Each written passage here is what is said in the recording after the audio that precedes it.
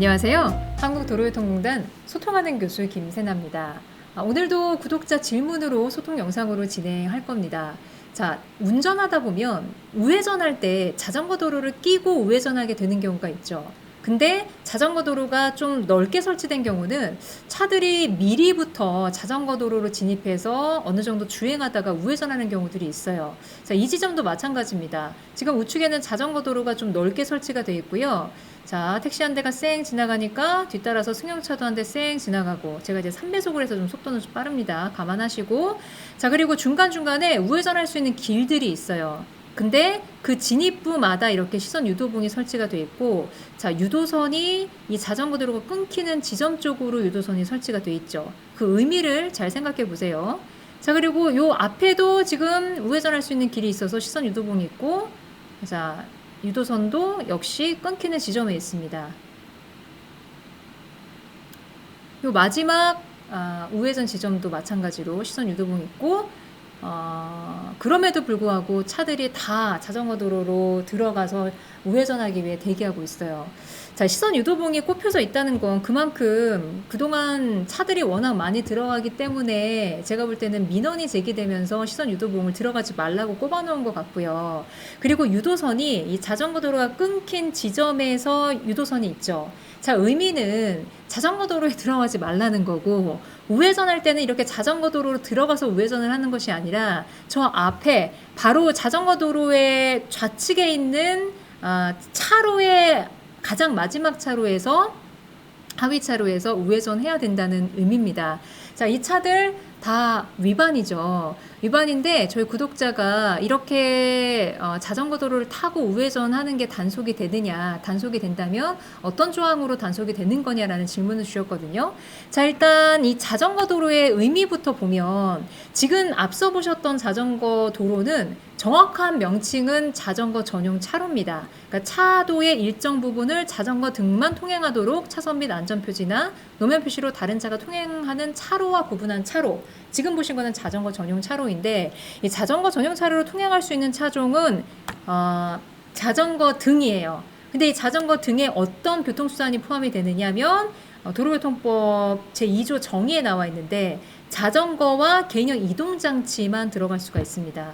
즉, 자전거도 아니고 개인형 이동장치도 아닌데 차가 들어가는 것은 당연히 위반이 맞고요. 어떤 조항으로 단속이 되느냐, 바로 도로교통법 제14조 2항에 보시면, 차마의 운전자는 차로가 설치되어 있는 도로에서는 이 법이나 이 법에 따른 명령에 특별한 규정이 있는 경우를 제외하고, 그러니까 일반적인 경우에는 그 차로를 따라 통행하여야 한다.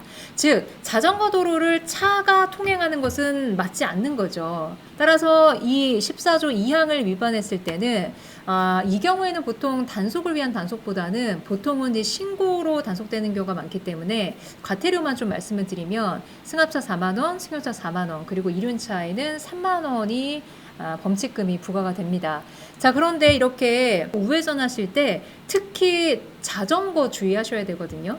이 자전거나 개인형 이동장치, 뭐 전동 킥보드나 전기 자전거 다 가능하죠.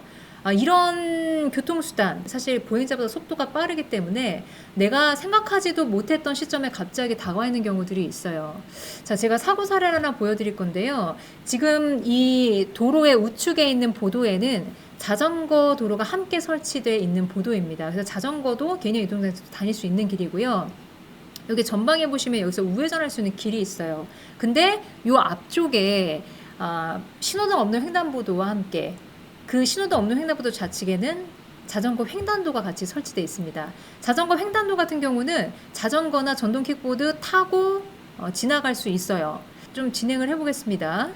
자, 이제 우회전 하는데, 자, 이때 우회전 하려는 곳에 바로 전방에 신호등 없는 횡단보도가 있어요. 그리고 자전거 횡단도도 설치되어 있습니다. 이때 운전자는 어떻게 가야 할까요?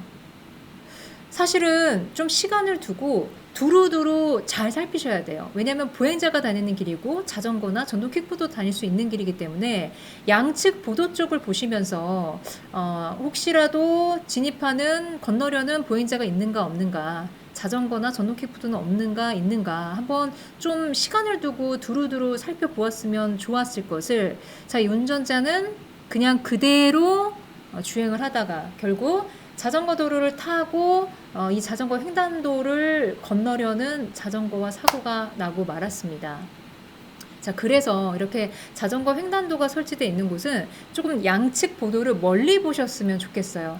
사람보다 보행자보다 속도가 굉장히 빠르기 때문에 진짜 멀리서 보지 않으면은 제대로 그 근처에서는 확인이 안 되거든요. 개정된 도로교통법에 따르면 일단 보행자 보실 때도 그 횡단보도만 보실 게 아니라 통행하려는 보행자까지 보라고 도로교통법에 보행자 보호에 나와 있거든요.